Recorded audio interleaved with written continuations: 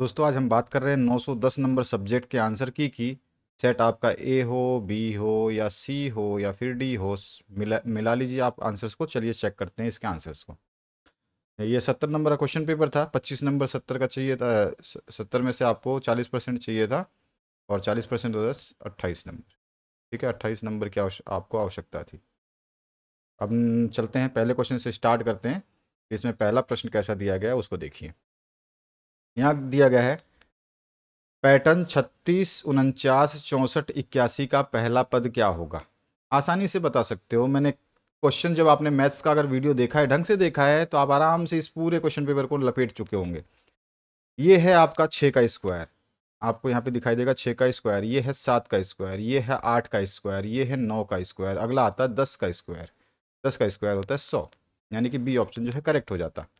Next जो question है उसकी बात करते हैं, है ना। 6 6 36, 7 7 49, 8 8 64, 9 9 81, 10 10 100। समझ में आ गया होगा आपको। दूसरा जो क्वेश्चन है, x square minus 4x plus 4 का मान है।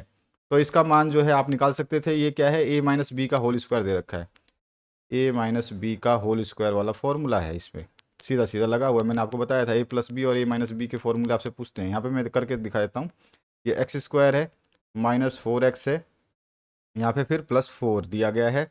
इसके टुकड़े कर लेते हैं तो इसमें क्या हो जाएगा। यहाँ पर देखिए, ये इसको हम लिख सकते हैं x square minus 2x plus 4। आप समझिएगा, इसमें ये चीज़ जो है यहाँ पर, ये वाली टर्म जो है, ये वाली, ये क्या हो गई, जो माइनस दो एक्स मिलकर के 4x के बराबर हो गया, इसके बराबर हो गया ना ये। ठीक है, इतने इसी को टुकड़े किए। अब यहाँ से कॉमन ले लीजिए। मैंने यहाँ पे ये दो, पहले दो टर्म में से मैं कॉमन लेता हूँ। सबसे पहले मैं इन दोनों में से कॉमन लेता हूँ। ये दो हैं इसमें से, तो इसमें से अगर मैं कॉमन लूँगा तो क्या बचेगा, एक्स को कॉमन ले लेता हूँ तो यहाँ क्या बचा, एक्स बचा। ठीक है, इसको माइनस का साइन, यहाँ पे माइनस का साइन है, माइनस का रख लिया। और यहाँ से 2x में से x ले लिया तो बचा क्या यहाँ पे 2। ये तो हो गया पहला इसका। अब बचा इधर वाला। अब इसको मैं दूसरे वाले को लेता हूँ। किसको, जोड़ी को लूँगा, इस वाली जोड़ी को। ये वाली जो जोड़ी है इसको लेता हूँ। इसमें से कॉमन देख लेते हैं। ये माइनस का 2 इसमें से बाहर ले लेते हैं, क्योंकि इसमें 2 तो यहाँ पे 4 है, तो इसके साथ x नहीं है तो बाहर नहीं ले सकते हैं x को, तो यहाँ पे 2 बाहर ले सकते हैं। तो माइनस का 2 बाहर ले लिया तो यहाँ क्या बचा, माइनस का 2 अगर बाहर ले लिया तो इसके साथ x था, x बच गया। प्लस की जगह क्या होगा, माइनस होगा। प्लस नहीं होगा, क्योंकि माइनस माइनस क्या हो जाएगा आपका, यहाँ पे माइनस माइनस क्या हो जाएगा, प्लस हो जाएगा। इसलिए यहाँ पे माइनस का 2 आ जाएगा। तो जब आप इसको गुणा करोगे -2 से -2 को, तो प्लस का 4 बन जाएगा ऑटोमेटिक। ठीक है, तो ये हो गया आपका। अब यहाँ से सीधा सीधा हम कहेंगे कि एक जो इक्वेशन बनती है वो बनती है ये वाला x और ये -x। ये वाला है एक इक्वेशन, तो ये बन गई। और दूसरा जो है वो आपका कॉमन है दोनों में, एक इक्वेशन x-2 बनी। ठीक है, यानी कि दोनों का क्या हो रहा है, ये 2 बार आ रहा है, तो इसको बोलते हैं x-2 का होल स्क्वायर। ये है आपका ए ऑप्शन करेक्ट। इसके बाद जो नेक्स्ट क्वेश्चन है उसकी बात करते हैं। संख्या दे रखी है 1 0 5 0 7 0 8 9 का बहुलक। बहुलक वही संख्या होती है जो सबसे ज़्यादा बार आती है। यहाँ पे 0 जो है बार बार आया हुआ है, इससे ज़्यादा कोई संख्या नहीं है ऐसी संख्या जो बार बार आई हुई हो। देख सकते हो 5 एक बार है, 7 एक बार है, 8 एक बार है, 9 एक बार है ना। तो 0 जो है इसका सही आंसर हो जाएगा। इसके बाद जो नेक्स्ट क्वेश्चन है, त्रिविमीय आकृति का उदाहरण जो है वो क्या होता है। वृत्त जो है आपका दो विमीय है, आयत दो विमीय है, वर्ग दो विमीय, गोला जो है इसका सही आंसर हो जाएगा थ्री विमीय है। आपको पढ़ाया हुआ है सारा क्वेश्चन। गणित में कक्षागत क्रियाओं का पहला चरण जो है वो क्या होता है, तैयारी होगी। ठीक है, इसके बाद आइए नेक्स्ट क्वेश्चन की बात करते हैं। वही क्वेश्चन है इंग्लिश में जो मैंने ऊपर समझाए हैं। अब आइए नेक्स्ट क्वेश्चन देखते हैं। यहाँ पर आगमन विधि का आधार है, ये क्वेश्चन करवाया हुआ एमसीक्यू में। मैंने एमसीक्यू में बहुत सारे क्वेश्चंस करवाए हुए हैं, आपको समझाया हुआ कैसे सॉल्व करते हैं। तो आगमन विधि का आधार जो है तर्क या उदाहरण है। ठीक है, यहाँ पर 3/4 x बराबर 7 माइनस एक्स में x का मान निकालना है, तो x का मान निकाल लेते हैं। यहाँ पे दिया है आपको 3x/4, 3x/4 बराबर में दिया है 7 माइनस में x। सॉल्व कर लेते हैं इस इक्वेशन को। तो इधर से मैं इसको पूरे को इधर ले जाता हूँ, इस 7 से इस पूरे को गुणा कर दूँ। ठीक है, या तो फिर इस -x को इधर लाओगे तो प्लस का x हो जाएगा। दो तरीके से कर सकते हो, आपकी मर्जी है। आंसर दोनों में ही सेम निकलेगा। एक तो इक्वेशन आप बना सकते हो, इसमें क्या कर सकते हो कि इस 4 को, ये जो 4 बटे में है, इधर ले जाओगे तो मैंने बताया कि अगर बटे में हो तो भाग हो जाए, मतलब भाग में है तो गुणा उधर जाके गुणा होता है, अगर इधर गुणा में हो तो भाग होगा, इधर प्लस में है तो इधर माइनस होगा, इधर माइनस में है तो इधर प्लस होगा, मतलब उल्टा चेंज हो जाता है। तो यहाँ पर जो है 4 को उधर ले जाते हैं तो यहाँ पे बचता है 3x, ठीक है, बराबर 4 को उधर ले गया तो 4 का 4, 4 जो है गुणा हो जाएगा इन दोनों में, तो इन दोनों में गुणा करने के लिए हम ऐसे ले देते हैं -x, इस तरह से लिख सकते हैं, या बीच में गुणा का निशान लगाना चाहो तो लगा सकते हो। कितना हो जाएगा ये हो जाएगा आपका 3x बराबर 7 गुणा 4 कितना हो गया 28, माइनस का ये 4 माइनस एक्स गुणा करोगे तो माइनस का 4x, इस 4x को उधर ले जाओगे तो ये हो जाएगा 3x, यहाँ पे मैं कर देता हूँ आगे, इधर हो जाएगा 3x प्लस ये माइनस का 4x है तो माइनस में बताया चिन्ह बदल जाते हैं, तो उधर ले जाओगे 3x के पास ले जाओगे इसको, तो माइनस का क्या हो जाएगा प्लस का 4x बराबर इधर कितना बच गया 28 तो बचा हुआ है। अब इसको फिर से सॉल्व कर देंगे तो ये 3 और 4 7x हो गया, तो 7x बराबर कितना हो गया 28, यानी कि x का मान कितना आ गया, x यहाँ पे 7 x के साथ गुणा है, उधर जाएगा तो भाग हो जाएगा, तो 28/7, 700 को 28, यानी कि x का मान कितना आ गया 4, काट दो इसको, 4 बार में कट जाएगा, ठीक है ना। अब जो है ये इसका आंसर हो गया 4, तो यहाँ पे लिख दोगे इसका मान जो है 4 है। इसके बाद जो नेक्स्ट क्वेश्चन है इसमें क्या बोला गया है, 50 का 20% क्या होगा, इसका 20% 10 होगा, निकालना मैंने आपको बता रखा, अभी भी मैंने बताया कि 70 का वहाँ पे बताया था ना, 70 का 40% 28 होता है, तो 50 का तो यानी कि 20% निकालना है, 20% किस में से निकलता है 100 में से, कितने का परसेंटेज निकालना है 50 नंबर का, 50 दूनी 100, 2 बार में कट गया और 2 दहिया 20, 10, 10 आंसर आ गया, ठीक है। यदि किसी यदि किसी त्रिभुज के दो अंतः कोणों का माप जो है 60 और 75 है तो तीसरा कोण, हम जानते हैं कि त्रिभुज के तीनों कोणों का योग कितना होता है 180 डिग्री, तो हमें पता है कि इसने दिया है 60 दिया है एक कोण, तो दूसरा कोण दिया है 75 डिग्री, तीसरा कोण हमें पता नहीं है तो हमें मान लेते हैं x, और सभी तीनों कोणों का योग होता है 180 डिग्री है, x का मान निकालना है। पहले ये देखो 60 और 75, 60 60 60 60 120 135, ये कितना हो गया 135 डिग्री प्लस x बराबर 180 डिग्री, सही है। x बराबर क्या हो जाएगा 180 डिग्री, और 135 को अभी इधर प्लस का है उधर ले जाएंगे माइनस कर देंगे, 135 डिग्री माइनस कर दिया, तो x का मान कितना आता है 35 और 5 40 और 40 80 45 डिग्री, तो यहाँ पे देखो इसका आंसर हो जाएगा 45 डिग्री, तीनों को जोड़ोगे तो ये आपका 180 होना चाहिए, 60 और 75 और 45 कितने 75 और 5 80, और 80 और 4 120 और 60 180, ठीक है 45 डिग्री इसका आंसर। शिक्षण प्रक्रिया का अंतिम चरण खाली स्थान है, तो सभी को पता है शिक्षण प्रक्रिया का अंतिम चरण जो है मूल्यांकन है,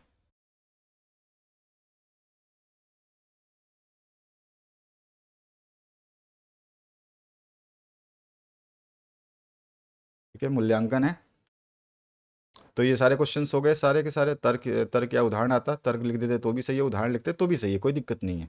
यहाँ 4 इसका आंसर था, एक्स का मान निकालना था, यहाँ 20% निकालना था, 50 का 10% आता है, इसमें तीसरा कोण बनाना था 45 आता है, इसका अंतिम चरण मूल्यांकन हो गया खत्म।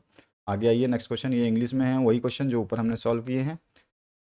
अब यहाँ पूछा गया अचर राशियाँ क्या है, तो सभी जानते हैं कि अचर राशियाँ वे राशियां हैं जिनका मान या मूल्य जो है स्थिर रहता है, अर्थात वो कभी भी नहीं बदलते हैं, है ना। जैसे 1 2 3 4 का मान हमेशा किसी भी इक्वेशन में लिखोगे तो 1 का मान 1 ही रहता है, 2 का मान 2 ही रहता है, 3 का मान मतलब 3 ही रहता है। अचर राशियां हैं ये, चर राशियां जो है एक्स वाई जेड होती हैं, मैंने बताया था आपको, अगर आपने वीडियो देखा है तो मैं लिख देता हूँ यहाँ डेफिनेशन, मैंने लिख दिया, वे राशियां जिनका मान स्थिर रहता है, अर्थात वे राशियां जिनका मान कभी नहीं बदलता है, वे राशियां जिनका मान कभी नहीं बदलता है वो अचर राशियां कहलाती हैं। दो त्रिविमीय आकृतियों के नाम लिखेंगे, बहुत सारी आकृतियां हैं जिनका आप नाम लिख सकते थे, एक मैं लिख देता हूँ घन था, घन लिख सकते थे, घनाभ लिख सकते थे, उसके अलावा क्या लिख सकते थे, उसके अलावा जो है आप बता सकते थे इसमें जो है बेलन हो सकता था,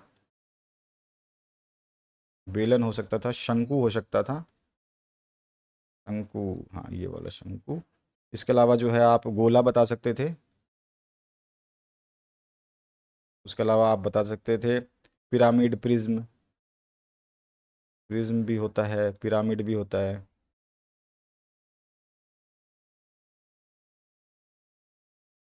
ना। ये सारे के सारे हैं यार, बहुत सारे। 25 और 60 का तृतीय अनुपाती ज्ञात कीजिए, बताया हुआ है। तृतीय अनुपात पूछा है 25 पहला दिया है, दूसरा दिया है आपको 60, तो बीच वाला भी 60 ही होगा क्योंकि तीसरा पूछा है आपसे, तो तीसरा मान लिया x। ठीक है, तो तीसरा इसका हम क्या कहते हैं, 25/60, पहले वाले को बटे में लिख देते हैं 25/60 और दूसरा 60 में x बराबर कर देंगे 60 में x। तिरछा गुणा कर लीजिए 25x, 2x लिख दिया। तिरछा गुणा किया 25 से x को, 60 से 60 को, तो यहाँ पे लिखेंगे हम 25 ये x बराबर 60 × 60। ठीक है, इस तरह से x का मान निकालना है मुझे। x बराबर क्या हो जाएगा, इधर 60 × 60 तो पहले से ही है, बटे में 25 कर देते हैं। ठीक है, इधर से 25 इधर लिया है। अब काट लीजिए, किस पहाड़े से कट जाएगा, 25 तो 5 के पहाड़े में आता है, 5 से 25, और 5 के पहाड़े में 60 आता है क्या, 5×50, 12×5 = 60, 12 बार में कट जाएगा। ठीक है, फिर 5 से ये भी 12 बार में कट जाएगा। ओह 5 लिख दिया मैंने, यहाँ पे 12 लिखना था सर, ये तो 60 है ही। ये 12 बार में कट गया, 5 से ये 12 बार में कट गया, 25 से ये 12 बार में कट गया। ठीक है, 12×5 = 60 होता है, और ये 5 से कट गया।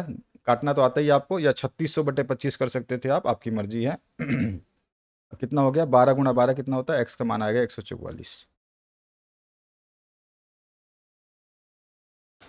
तो यहाँ पर जो है इसका आंसर कितना आता है, 144 मैंने लिख दिया यहाँ पे, आंसर इसका 144 आना था।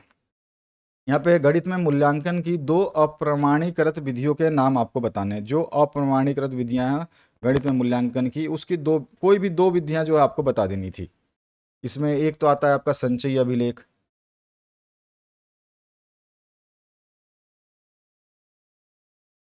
जिसको हम कम्युनिकेटिव रिकॉर्ड बोलते हैं, संचयी अभिलेख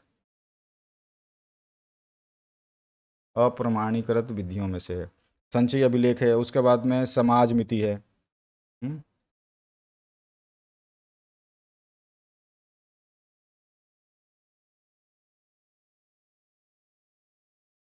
समाज मिति है। उसके अलावा जो है आप निर्धारक क्रम बोल सकते हो, निर्धारण क्रम।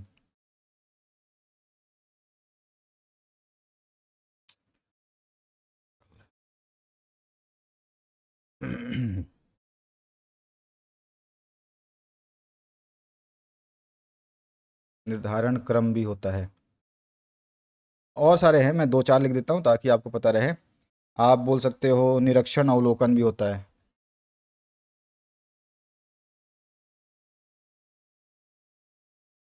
या अवलोकन। उसके अलावा और भी आप बता सकते हो, जिसमें आत्मकथा। ये सारी अप्रमाणीकृत विधियां हैं। प्रश्नावली, पड़ताल सूची।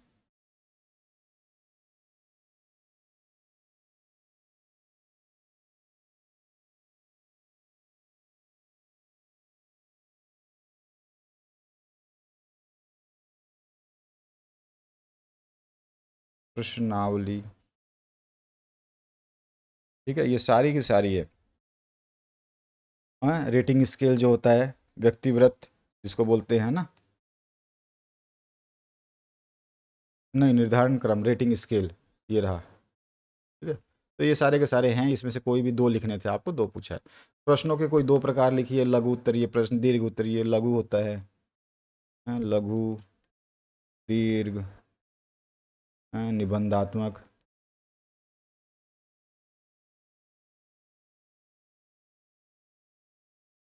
निबंधात्मक, है ना, इस तरह से। और आप बोल सकते हो एक वाक्य, एक वाक्य प्रश्न, है ना, यहाँ पे लिखा होगा आपका रिक्त स्थान पूर्ति प्रश्न। यहाँ पर जो है आपका बहुविकल्पीय प्रश्न। ये सारे के सारे हो जाएंगे। चलो आगे देख लेते हैं और क्वेश्चंस आपके। यहाँ तक तो आपका हो गया था, यहाँ हो गया था। अच्छा अब आ जाइए यहाँ पर, ये सारे क्वेश्चंस हो गए हैं ना, पांचों प्रश्न। हाँ ये पांचों प्रश्न हो गए हैं, ठीक है। आइए नीचे देख लेते हैं और जो आपके प्रश्न हैं। यहाँ पर इंग्लिश मीडियम के वो प्रश्न हैं, वही सेम आंसर होंगे जैसे मैंने ऊपर बताया। व्हाट इज़ कांस्टेंट, द, यहाँ पे हम इसको इंग्लिश में कर देंगे द राशियाँ। तो कांस्टेंट क्या हो, the numbers, the values which can not be changed इधर in any condition are called constant. ठीक है, यहाँ पे तो सब कुछ सही है, इसमें तो कुछ है नहीं। 20 आदमी एक काम को 4 दिन में पूरा करते हैं, यदि 16 आदमी होते तो यह काम कितने दिनों में होता? तो 20 आदमी 4 दिन में करते हैं, तो 16 आदमी होते तो कितने दिन में कर देते भाई? आसानी से बता सकते हो आप, तो निकाल लेते हैं। 20 आदमी 16 दिन, 20 आदमी, ठीक है, 4 दिन में काम करते हैं, तो 16 आदमी कितने दिन में करते हैं? काट लो, 4 एकम 4, 4 चौक 16, 4 एकम 4, 4 पंजे 20, 5 दिन में वो करते हैं आंसर। ठीक है ना। इसके बाद आइए नेक्स्ट क्वेश्चन देखते हैं। गणित में सृजनात्मक चिंतन क्या है, सारे क्वेश्चंस करवाए हुए हैं। आलेखों की कोई दो विशेषताएं लिखिए, माध्यिका की परिभाषा लिखिए। किसी समांतर चतुर्भुज का क्षेत्रफल जो है 102 सेंटीमीटर है और ऊंचाई उसकी 8.5 सेंटीमीटर हो, तो उसका आधार ज्ञात करना है। आधार, उसका क्षेत्रफल का फॉर्मूला आपको याद रखना है। क्षेत्रफल बराबर क्या होता है? क्षेत्रफल का फॉर्मूला हम लिख सकते हैं, समांतर चतुर्भुज का जो क्षेत्रफल होता है उसका फॉर्मूला क्या होता है? क्षेत्रफल बराबर आधार गुणा ऊंचाई होता है। आधार गुणा ऊंचाई। आधार कितना दुआ, क्षेत्रफल कितना दिया हुआ है? क्षेत्रफल दिया है 102। 102 बराबर कितना है आपका आधार? आधार आपको निकालना है, आधार मुझे पता नहीं है, आधार मुझे निकालना है। गुणा में ऊंचाई कितनी दे रखी है? 8.5। ठीक है, तो आधार बराबर क्या हो जाएगा? तो आधार बराबर क्या हो जाएगा? आधार छोड़ देंगे, इसको इधर लाएंगे तो कितना? 102/8.5। 8.5, तो आधार बराबर कितना हो जाएगा? मैं शॉर्ट में आधार लिख रहा हूँ। आधार बराबर कितना हो जाएगा? 85। 102 है, तो काट दो इसको, कितना हो जाएगा देखो काट के। ये कटता है आपका, इसका पॉइंट हटा लो, सबसे अच्छा हो जाएगा। 102 पॉइंट हटाओगे, ये 85 हो जाएगा। पॉइंट जब नीचे एक के बाद पॉइंट है तो ऊपर एक जीरो लगा देते हैं। इस तरह से भी कर सकते हो, आपकी मर्जी, जैसे मर्जी काटो। इसको काटोगे तो आ, कितना आ जाएगा? 12 बार में कट जाएगा ये। 10 20, 5 से काट दो। 5 एकम 5, 5 एकम 5 और 5 7 35, ये 5 दूनी 10 और जीरो लगा दो, 5 चौक 20। यहाँ पे आधार बराबर कितना आ गया? 204/17। अब 17 से इस 17 के पहाड़े में 204 कितनी बार में आएगा? 12 बार में। देखो करके काट के। आधार बराबर कितना आता है? 12। ये 12 बार में कट जाएगा। 12 गुणा में 17 करके देखो, 12 गुणा में 17, 17 दूनी 34 और 17 कम 17 कितना होता है? 4 7 3 10, 204। सही है। ठीक है, तो ये आंसर होना था इसका। अगर आपने किया है तो अच्छी बात है। 12 इसका आंसर आता है, बस सीधी सी बात है। आ गया, इस तरह से काटो। यहाँ पे डायरेक्ट भी काट सकता था मैं, यहाँ पे सीधा का सीधा भी कट जाता। चलो अब आगे देखते हैं। ये क्वेश्चन हो गया। ये क्वेश्चन भी, सारे क्वेश्चंस ठीक है। ये बंधात्मक बस अंतर बताना था। यहाँ पे ये समीकरण को हल करना था, या अथवा इस समीकरण को हल करना था। यहाँ पे हल करोगे तो ये कितना है? यहाँ पर दिया गया आपको, ये हो जाएगा x प्लस में 2/2 तो है ही, और ये वाला जो है ये आपको दिया हुआ है x 2x प्लस में 1/4।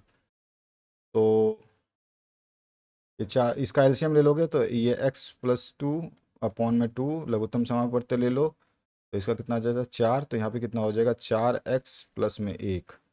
इसको हम क्या लिख सकते हैं? ये x प्लस 2/2, और इसका लिख सकते हैं बराबर में 4x प्लस 1/4। ठीक है, अब इसको तिरछा गुना कर दो, इसको तिरछा गुना कर दो, तो क्या हो जाएगा? ये हो जाएगा x प्लस 2 इंटू 4। इधर क्या हो जाएगा? 4x प्लस 1 इंटू, इधर 2 चला जाएगा। ठीक है, इसको गुणा कर लेते हैं, ये हो जाएगा 4x प्लस में 8। इधर गुणा कर लेते हैं, ये हो जाएगा 8x प्लस 2। अब जो x वाले एक तरफ ले लेते हैं, तो ये 2 इधर लाता हूँ, तो यहाँ 8 - 2 हो जाएगा। इधर 8x तो था ही, इधर 4 लाता हूँ तो माइनस का 4x हो जाएगा। तो यहाँ पे बचा क्या, 8 में से 2 गया तो 6 बचा, और इधर 8 में से 4 गया तो 4x बचा। तो x का मान कितना आ जाएगा, 6/4।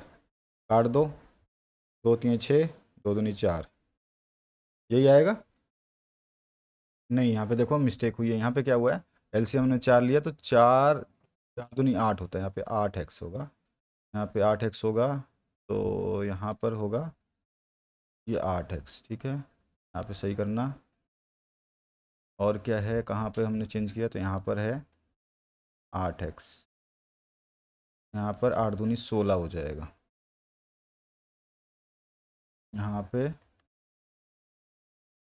16 हो जाएगा। चलो मैं दोबारा सॉल्व कर देता हूँ, है ना, इतना परेशान होने की ज़रूरत नहीं है, क्योंकि मिस्टेक थोड़ा सा फिर आपको बीच में कन्फ्यूज़न हो जाएगा, समझ में नहीं आएगा।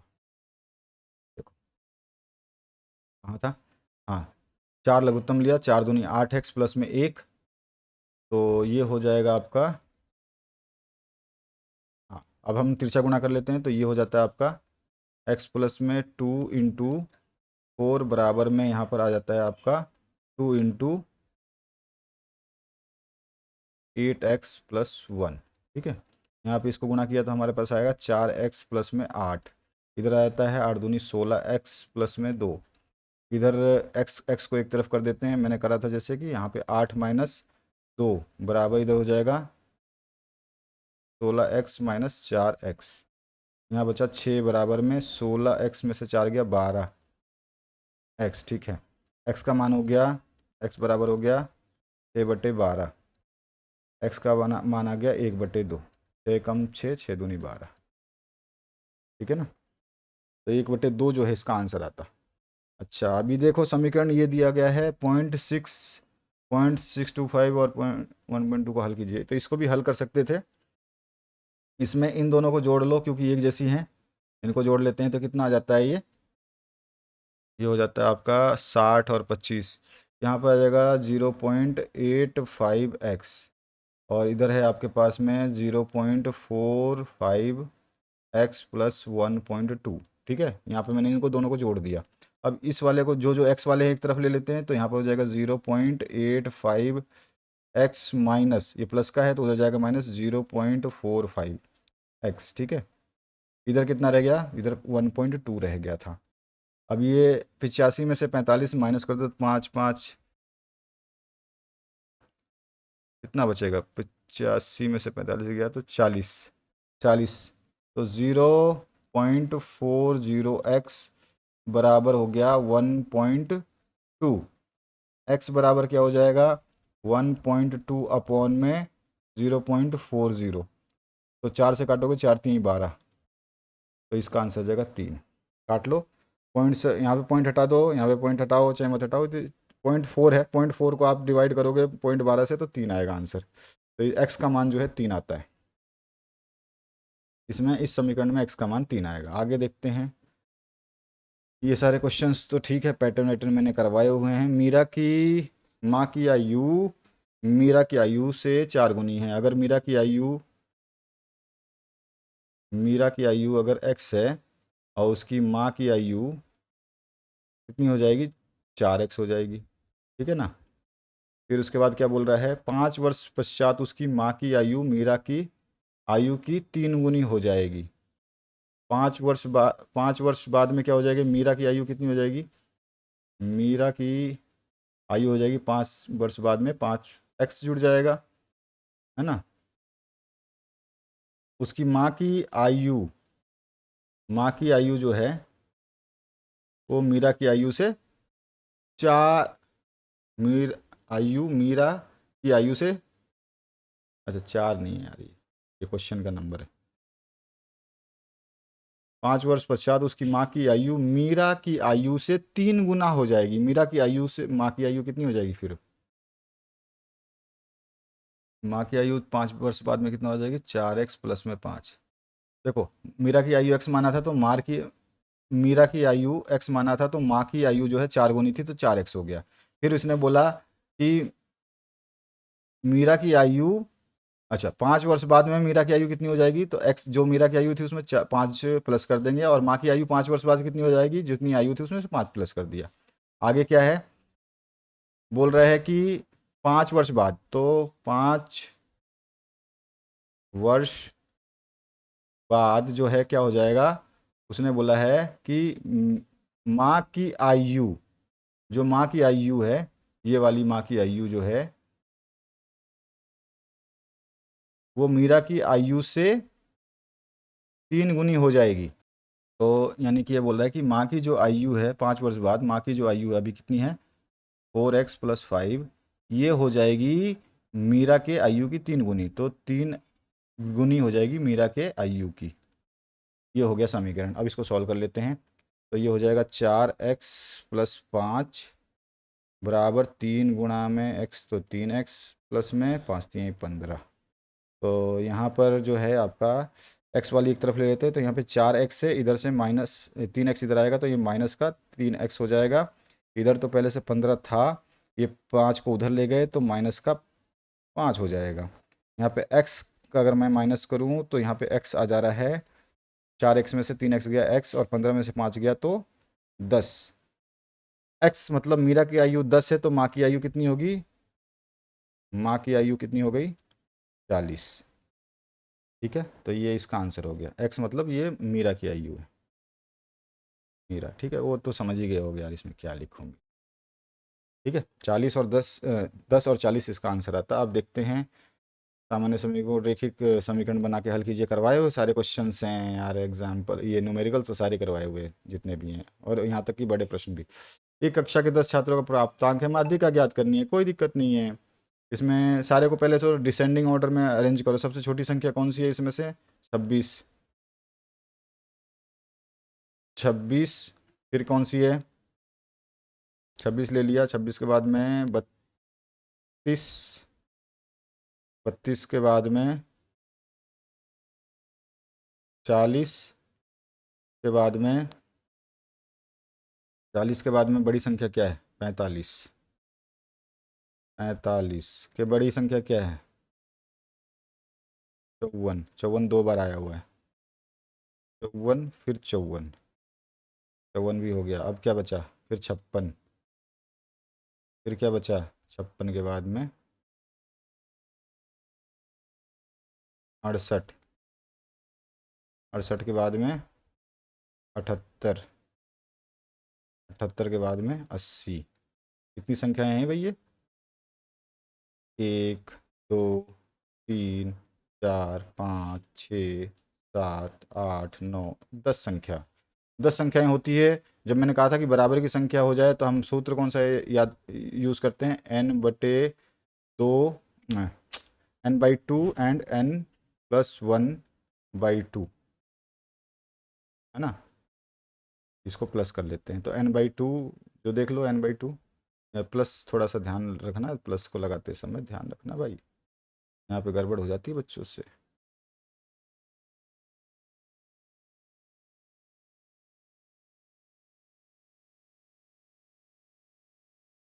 यहाँ पे ये माइनस हटाओ यार, सूत्र की टेंशन लेने की ज़रूरत नहीं है ना। यह प्लस हो गया, n/2 + 1, ये है ना। तो n/2 कितने संख्याएं हैं, 10 संख्याएं, 10 संख्या बटे में कितनी है, 2, प्लस में आपकी 10 संख्या 10/2 + 1 कितनी हो जाती है, 5। 5, पाँचवा ये पद है, पद, ये पद है, ये भी पद। पाँचवा, ये इधर पाँचवा पद आया, ये कॉमा हटा दो, पाँचवा पद आया, और ये आ जाएगा इधर 5/2, यानी कि 5 + 1 छठा पद। ठीक है, पाँचवा और छठा पद, 1 2 3 4 5, पाँचवा ये पद है और छठा पद ये है ना। पाँचवा और छठे पद का योग हो जाएगा। अभी आपको समझ में आ गया होगा कि जब बराबर संख्याएं होती है तो पाँचवा और छठा पद मतलब बीच में nवां पद और nवां प्लस, मैं लिख देता हूँ यार बहुत, n/2वां पद ठीक है, प्लस n/2 प्लस 1वां पद बटे में 2, ये फॉर्मूला बताया था आपको।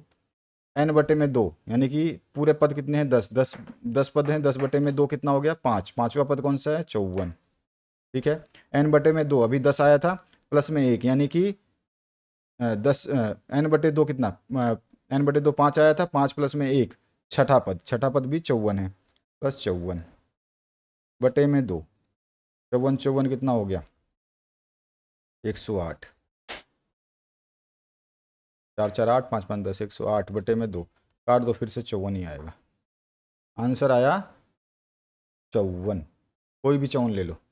ठीक है, इसमें से कोई एक 54 देना था आंसर, मतलब इस तरह से ये फॉर्मूले से निकालना था, ऐसे अपने मन से कि 54 आया तो 54 नहीं लिखते, ये फॉर्मूले से निकालते तो 4 नंबर मिलते आपको इसके।